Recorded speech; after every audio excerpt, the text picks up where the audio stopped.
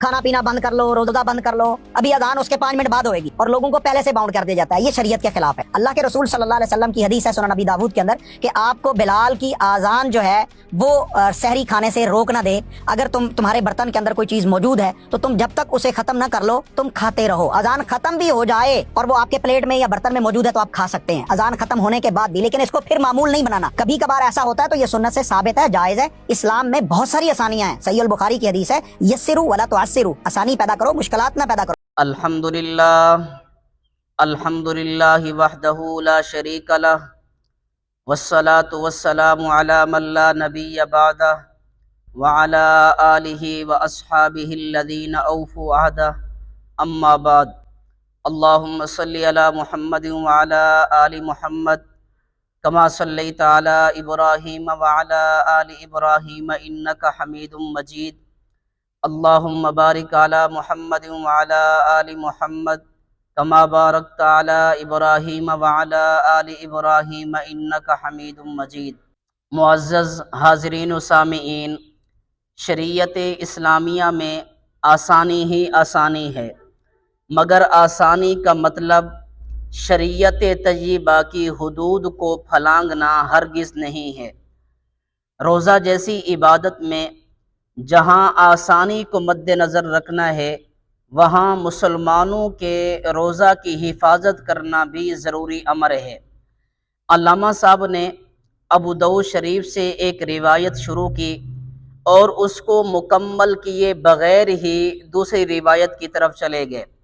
حالانکہ انصاف اور دیانت کا تقاضا یہ تھا کہ پہلی روایت کو مکمل پڑھتے پھر دوسری روایت کی طرف جاتے، اس سے مسئلہ بھی واضح ہو جاتا.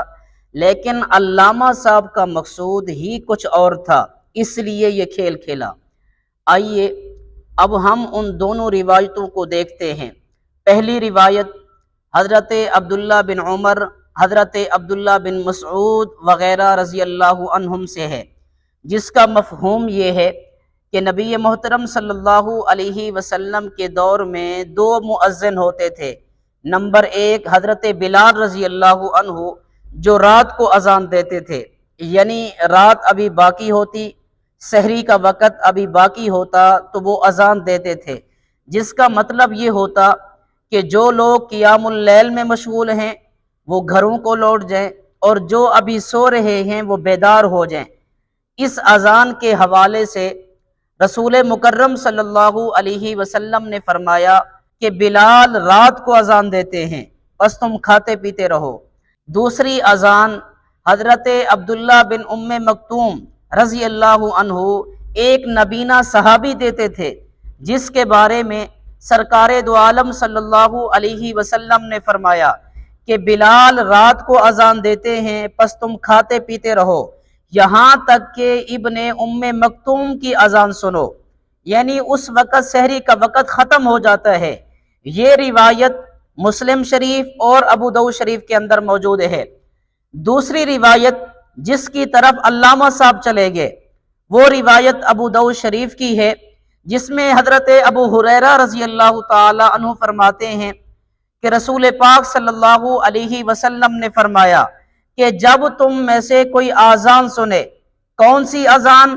پہلی روایت کی روشنی میں حضرت بلال رضی اللہ عنہ والی اذان جو وقت سے پہلے دیتے تھے، اس حال میں کہ کسی کے ہاتھ میں برتن ہو تو جب تک اس سے اپنی ضرورت پوری نہ کر لے تو اسے نہ رکھے.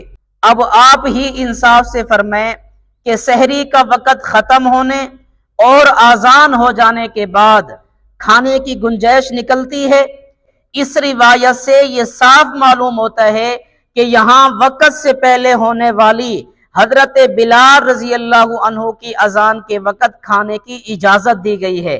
لیکن علامہ صاحب کا مقصود مسلمانوں کی خیر خواہی نہیں بلکہ روزہ جیسی عبادت کو خراب کرنا ہے، اس لیے روایت میں خیانت کا ارتکاب کرنے سے بھی باز نہیں آئے. اللہ تعالیٰ ایسے علامہ سے ہم سب کی حفاظت فرمائے، اپنے اسلاف، اپنے اکابر، اپنے علماء کے ساتھ جڑے رہنے کی اور اعتماد رکھنے کی توفیق نصیب فرمائے. آمین یا رب العالمین. وآخر دعوانا ان الحمد للہ رب العالمین.